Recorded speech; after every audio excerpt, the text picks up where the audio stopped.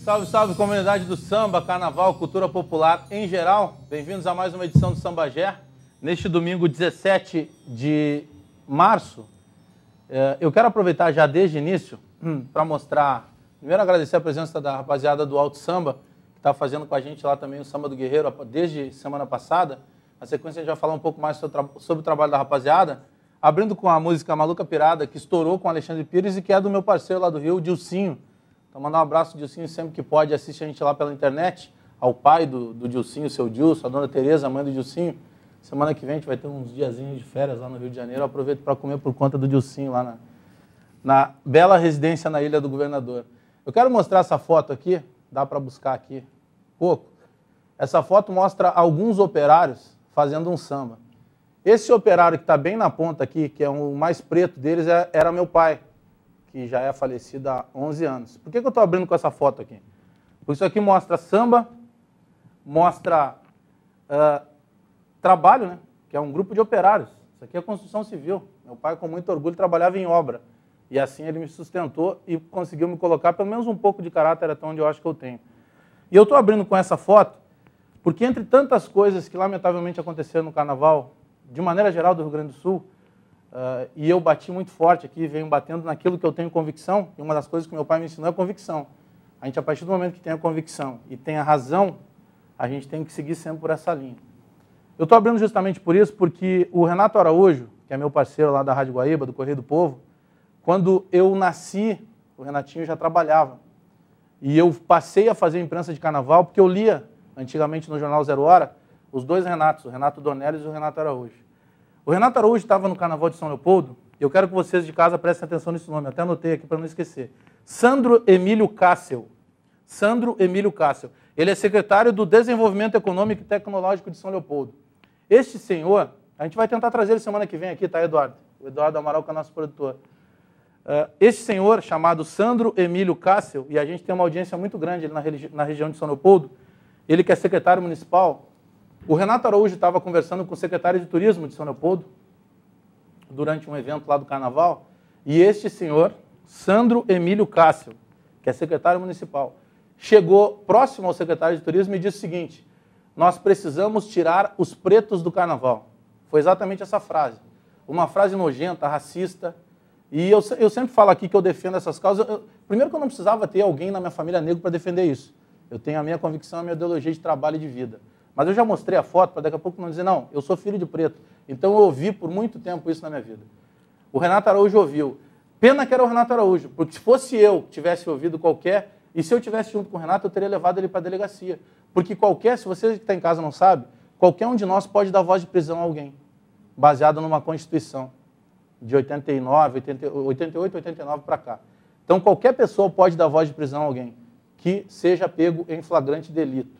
Claro, aí se busca um policial, alguém para que possa averiguar o flagrante ou não. Não vou dar aula de direito aqui, até porque eu não estudei para direito, eu estudei jornalismo. Mas algumas coisas a gente precisa saber. Então, qualquer um pode. Então, você tem que parar com essa coisa. Se o cara teve alguma atitude racista, homofóbica com você, você tem que levar, porque esse cara tem que ser preso. Ele não vai ser preso porque ele é colarinho branco. Então, ele vai pagar uma multa, não vai pagar nada e vai sair. Mas a gente tem que jogar o nome desse cara.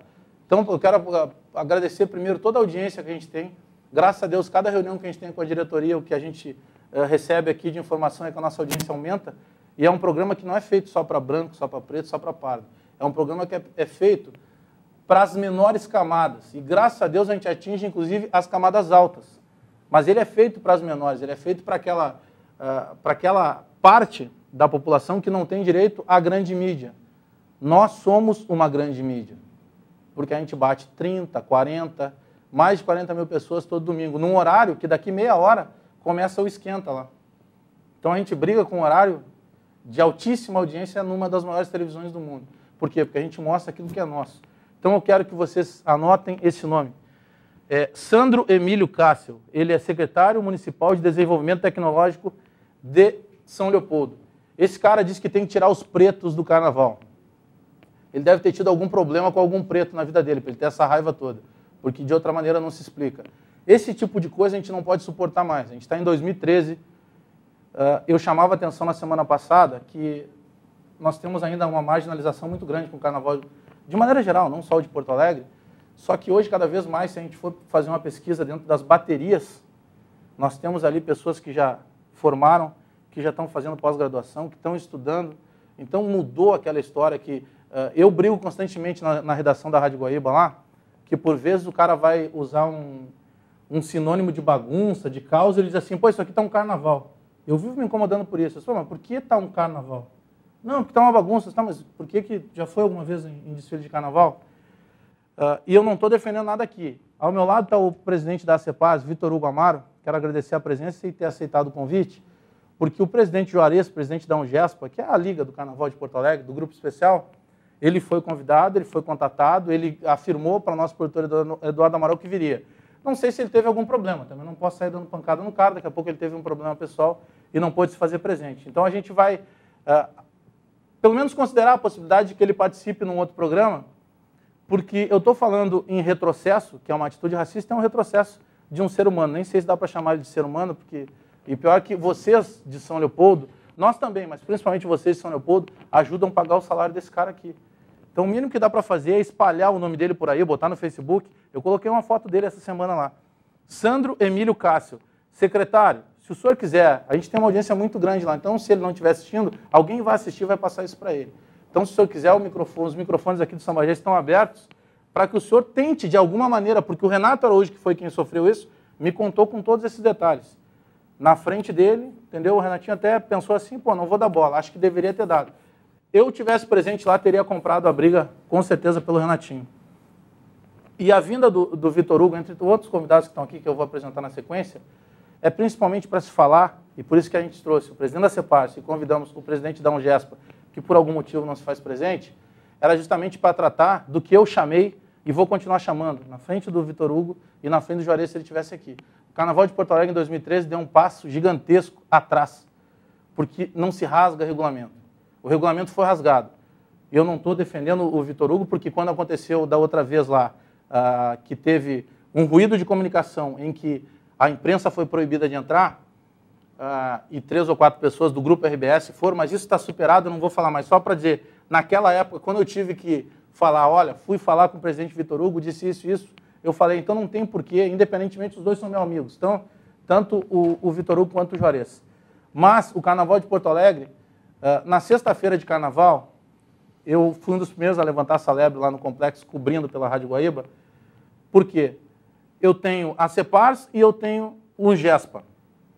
Então eu tenho 2 entidades. Até minha filha de 13 anos sabe que eu vou ter 2 regulamentos.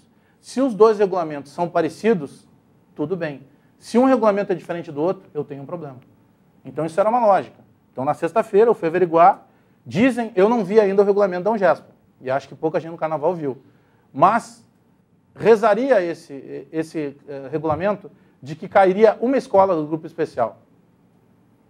Imediatamente nós procuramos o Vitor Hugo, no momento todo garantiu. Bagé, o problema da CEPARS com os grupos antes do Especial está garantindo. Irão subir 2. E subiram 2. Academia de Samba Pura e Imperatriz Leopoldense. Passado mais de um mês do início do nosso Carnaval, nós não sabíamos ainda quantas desceriam. Quer dizer, aquilo que a gente há muito tempo não via, escola passando com carro quebrado, escola passando sem chapéu, escola passando sem sapato, escola passando sem fantasia, voltou a acontecer. Então, tudo aquilo que a gente dizia que cresceu, nós andamos gigantescamente atrás de novo. Então, vou repetir. O Carnaval de Porto Alegre, em 2013, beirou a várzea, porque nós não podemos ter um evento popular que já é apedrejado diretamente pelo grande poder público, pelas grandes massas de publicidade e comunicação. Ninguém quer investir no Carnaval. Por quê? Porque, infelizmente, nós criamos essa marca de algo desorganizado. Então, quando a gente começou a buscar a organização, acontece um fato desse, é lamentável. Por isso a presença hoje aqui, fundamental do Vitor Hugo representando a CEPARS, e, infelizmente, o Juarez, por algum motivo, não está se fazendo presente representando a UGESPA. Porque essa é a situação que a gente tem. Eu quero levantar algumas questões, Vitor Hugo, antes eu vou dar boa tarde para o pessoal, mas algumas questões que eu anotei, porque, graças a Deus, repito, a gente tem uma audiência muito grande e as pessoas ligam, param a gente na rua para falar, pessoas que a gente nem conhece, mas a gente tem que anotar aqui. Ó.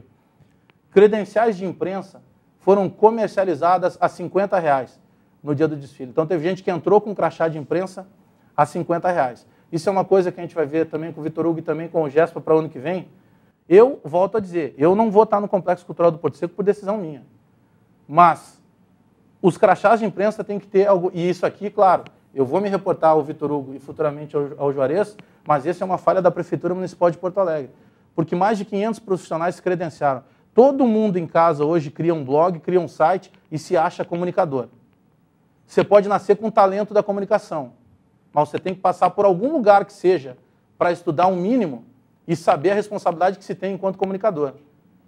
Porque site, blog, que seja feito para fazer fofoca de carnaval e colocar comentários do fulano que namorou o ciclano, que não gostou e aí fala mal da escola, a gente não precisa mais. Nós tivemos mais de 500 pessoas credenciadas. Vamos colocar 10%, 50 profissionais eram realmente sérios. Por quê? Porque a maioria se credencia para assistir as 2 noites do grupo especial. Na noite do grupo de intermediário A e do grupo de acesso, não tem ninguém no Complexo Cultural do Porto Seco, com exceção da Rádio Gaúcha, que até faz também a cobertura do Rio de Janeiro, mas tem profissionais ali, e até então da Rádio Guaíba, e a gente sabe, tem TVE que fez a cobertura, tem outros veículos sérios. Só que a grande maioria são picaretas que estão, inclusive, comercializando os crachás a R$50 lá no complexo. Destaques do carnaval, como a Viviane até não, porque a Viviane já está há algum tempo e é uma pessoa mais conhecida, mas enfrenta essa dificuldade. Às vezes não tem uma pulseira para desfilar e poder assistir aquilo que ela ajuda a fazer ao longo do ano. Estou nem falando para mim, porque eu entro com credencial de imprensa. Mas o Fábio, que é intérprete, que foi campeão com o Bambas da Orgia, o Dodô, que está começando agora na carreira, são pessoas que têm dificuldade, às vezes, de entrar, porque alguns, não são todos, mas tem alguns presidentes ou dirigentes que têm acesso a essas pulseiras, e aí eles têm que entregar para a namorada, eles têm que entregar para a irmã da esposa, não são nada contra, pode entregar para quem quiser, mas a gente precisa dar, de alguma forma, a guarida ao destaque que ajuda o carnaval. A gente está perdendo alguma essência que é fundamental para o nosso carnaval, e repito, 2013 é um ano que nós demos um passo gigantesco para trás a partir do momento que nós não respeitamos o regulamento. Porque, na minha modesta opinião, e se alguém tiver dado um gesto para assistindo e está reclamando, o presidente Juarez não está aqui, não fui eu que não trouxe ele foi convidado. A gente vai ver se semana que vem consegue trazer ele de novo. Então, a gente só precisa ter esse cuidado. Quem é que estava cuidando do carnaval? Era a CEPARS, era a Prefeitura ou a Ungespa? Pelo que eu sei, era a CEPARS. Se a CEPARS estava cuidando, respeite-se o regulamento que já era definido do carnaval. Então, o grande termo é esse. Nós rasgamos o regulamento do carnaval de Porto Alegre e caiu só uma escola, era para cair 2. Eu sei, eu posso dizer aqui, uma dizer, não, mas não sabe, não. Eu sei, inclusive, que teve um presidente na reunião, eu não estava lá, mas jornalista tem que ter fonte. Tem um presidente na reunião que levantou a mão e disse o seguinte assim, vai ser assim. Aí alguém disse, não, mas a imprensa vai dar pau na gente. E aí o mesmo presidente disse o seguinte, olha, a imprensa que se dane, quem coloca a escola na rua somos nós. Então eu vou apelar para aquela mesma coisa que eu falava semana passada. Presidente é 1, vice-presidente é mais 1, diretor de carnaval é mais 1. Então são 3, 4, vamos botar para 5 pessoas. Atrás dessas 5 pessoas desfilam 1000 ou mais. E essas 1000 pessoas estão sendo sacaneadas pelo que está acontecendo no carnaval. Então pensa bem, você vai desfilar por um vigarista que está à frente da sua escola? E eu não estou apontando A nem B. Eu só estou apontando algumas coisas que aconteceram. Agora circula uma outra informação aí, que é a Ungespa, era por isso que eu queria o presidente Juarez aqui. Mas a gente vai deixar o vídeo gravado, depois a gente entrega para ele se for o caso. Circula uma informação aí, que a Ungespa faria a construção de uma sede com hotel, com estacionamento, para recepcionar dirigentes do outro carnaval. Vamos parar de balela. O próprio diretor que está espalhando isso aí teve dificuldade de colocar alas na avenida lá. Nós temos escola de estudante de sapatilha. Até quando a gente vai com o carnaval da sapatilha? Então tem algumas coisas que nós vamos ter que mudar. Não sei quando que a gente vai mudar, mas vai a partir disso. Quem faz carnaval não é o presidente, não é o dirigente. Quem faz carnaval é quem vem desfilando ali. Se a bateria se negar a sair, não tem escola que saia. Então tem algumas coisas que a gente tem que começar a cuidar. O que foi? Em 92 eu participei de um movimento Cara Pintada, em que nós tiramos um presidente. Então a gente tem que cuidar. Tem um monte de coisa que dá para a gente fazer sim. Não dá para ficar se encolhendo e achando que está tudo certo. Não está. Foi rasgado o regulamento do Carnaval de Porto Alegre. E não venha me dizer outra coisa que a gente quer ter acesso, presidente. Vou pedir para o senhor e futuramente peço para o Juarez. Nós precisamos colocar para a grande imprensa o que acontece de tão especial, porque é mais secreto que o conclave lá para eleger o Papa no Vaticano, as reuniões das segunda-feiras entre os presidentes. A gente quer saber o que é discutido lá. O que se decide? Porque toda segunda-feira tem encontro de presidentes. O que se decide para o carnaval? Eu não sei, por exemplo, me perguntaram no Correio do Povo para fazer uma matéria, quantas pessoas passaram no carnaval de 2012, eu não sei. Porque toda vez que eu pergunto para alguém do carnaval, me diz assim, a maior audiência do Grupo RBS é o carnaval, não é isso que eu estou perguntando. Eu quero saber quantas pessoas pagaram. Quantas pessoas entraram na catraca. É o maior evento popular e a população não sabe de nada. É a população que paga para isso. Nós tivemos esse ano arquibancadas não completamente tomadas. E ano que vem a tendência é que nós tenhamos menos gente, porque está caindo de novo no descrédito. E quem está falando aqui é quem mantém programa de TV e rádio o ano inteiro e paga com o meu dinheiro. Eu vou botar de novo o que eu coloquei no Facebook. Eu faço jornalismo, eu não faço acordo. Não tem acordo. A gente abre o microfone e cada um diz aquilo que acha que tem que achar. Derrubem os meus argumentos. Eu convoco todos os presidentes que venham na próxima semana e derrubem os meus argumentos. Agora, se não conseguir derrubar, a gente vai continuar mostrando o que está acontecendo, ou pelo menos tentar mostrar, porque até agora a gente não conseguiu mostrar ainda a fundo.